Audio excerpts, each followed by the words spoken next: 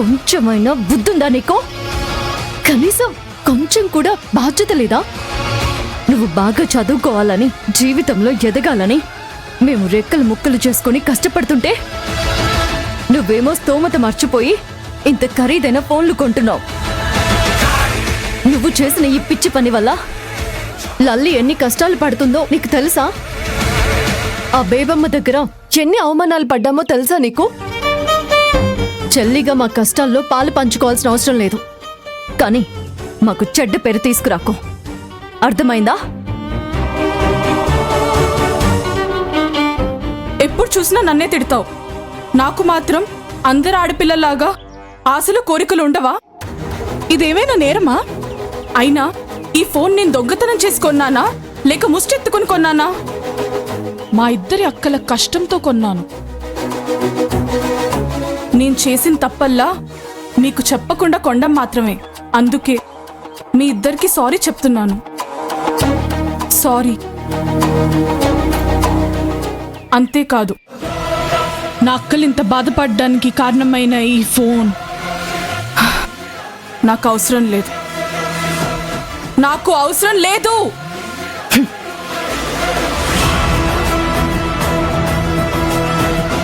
నువ్వే చెప్పావు కదా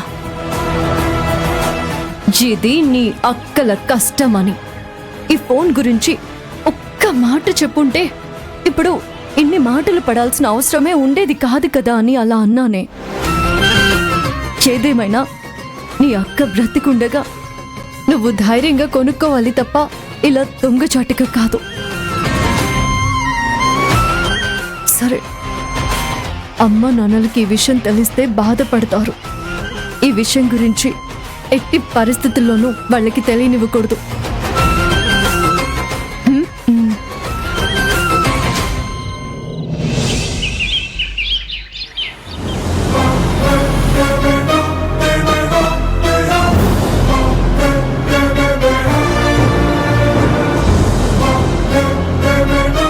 అదేంటమ్మా, ఎప్పుడూ లేంది ఇవాళ షాప్ క్లోజ్ చేసింది? పైగా ఈరోజు ఆదివారం కూడా కాదే. నేను కూడా అదే ఆలోచిస్తున్నాను. పిలు.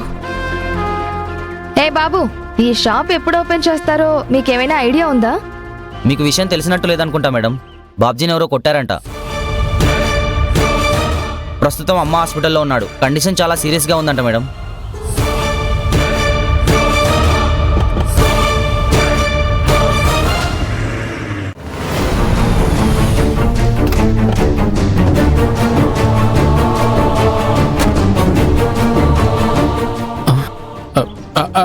ఇదిగో బ్రదరు, ఇక్కడ బాబ్జీ అనే ఒక పేషెంట్ని అడ్మిట్ చేశారు. ఎక్కడున్నాడు? ఇంతకు ముందే ఐసీయూ నుంచి జనరల్ వార్డుకి షిఫ్ట్ చేశాం. పదండి పదండి.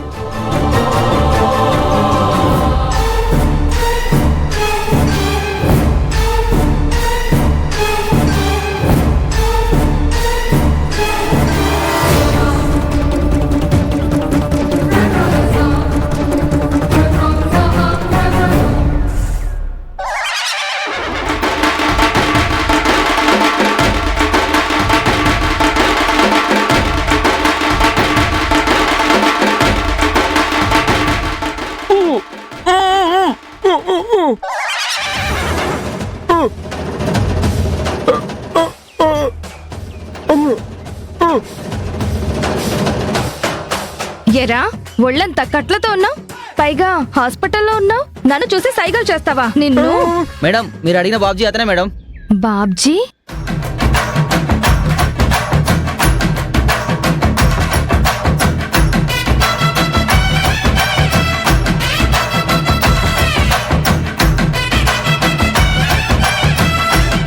బాబ్జీ, నువ్వా? ఒళ్ళంతా ఈ దెబ్బలేంటయ్యా? ఊరుకో బాబ్జీ, బొచ్చు కుక్కలా ఏడవడం మానేసి హచ్చు కుక్కలా ఏమైందో చెప్పు.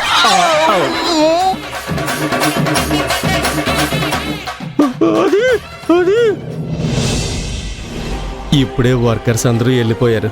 నువ్వు వచ్చావనుకో ఫుల్గా ఎంజాయ్ చేయొచ్చు. ఏమంటా?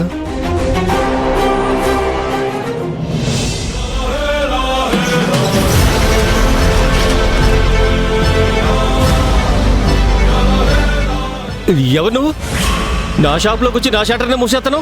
కళ్యాణి ఫ్యాన్. కళ్యాణి ఫ్యానా? అయితే దానింటికి వెళ్ళకుండా నా దగ్గర ఎందుకు వచ్చావు? అయ్య బాబోయ్!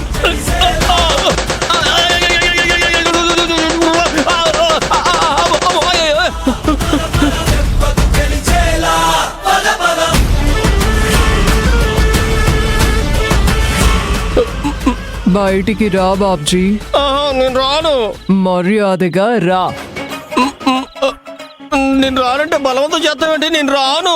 వస్తావా లేదా? నువ్వు కొట్టనంటే వస్తాను. ప్రామిస్? ప్రామిస్ చేయను గాని బయటికి రా. వస్తున్నా. చెప్పండి సార్. నా కాల్ ఎక్కడుంది, నీ ఫేస్ ఎక్కడుంది? ఇప్పుడు చెప్పండి సార్. ఒరే నీతి లేని కుక్క, నీ షాప్ లో పనిచేసే ఆడపిల్లల జీవితాలతో ఆడుకుంటావా? అదేంటి అని ప్రశ్నించిన మా కళ్యాణి మేడంని పంచాయతీకి పిలిపిస్తావా? ఆ బేబమ్మతో చేతులు కలిపి మా కళ్యాణి మేడంకి పనిష్మెంట్ ఇప్పిస్తావా? అందువల్ల కళ్యాణి మేడం ఫ్యాన్స్ గా మా మనోభావాలు దెబ్బతిన్నాయి. మళ్ళీ జీవితంలో మా మేడం జోలికి రాకుండా బుద్ధి చెప్పడానికి వచ్చాను.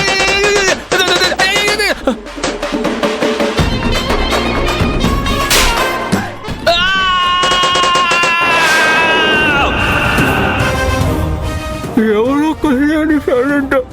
ఒంట్లో పాటలన్నీ విరిగిపోయేలాగా రాత్రి పిచ్చ కొట్టాడు. కళ్యాణి ఫ్యానా? అవునత్తయ్య గారు, ఆ కళ్యాణి కుస్తీ పోటీల్లో పాల్గొంటుంది కదా, బహుశా ఆ కుస్తీ అభిమానులో ఒకరై ఉంటారు. కరెక్ట్, కరెక్ట్గా చెప్పావు. అప్పులిచ్చే మీకే ఫ్యాన్స్ ఉన్నప్పుడు కుస్తీ ఛాంపియన్ ఇక్కడ నాకుండరా ఫ్యాన్స్? నన్ను అవమానిస్తే నేను తట్టుకున్నా నా ఫ్యాన్స్ తట్టుకోలేరు. వాళ్ళ మనోభావాలు దెబ్బతినేటట్టు మీరు ప్రవర్తించేసరికి వీణ్ణి కొళ్ళబొడిచేశారు. ఏదేమైనా వాళ్ళు నీ కాళ్ళు చేతులు విరక్కొట్టినందుకు సానుభూతి తెలియచేస్తూ ఈ బుద్ధి లేని బాబ్జీ కోసం ఒక ఫ్లవర్ బొకే.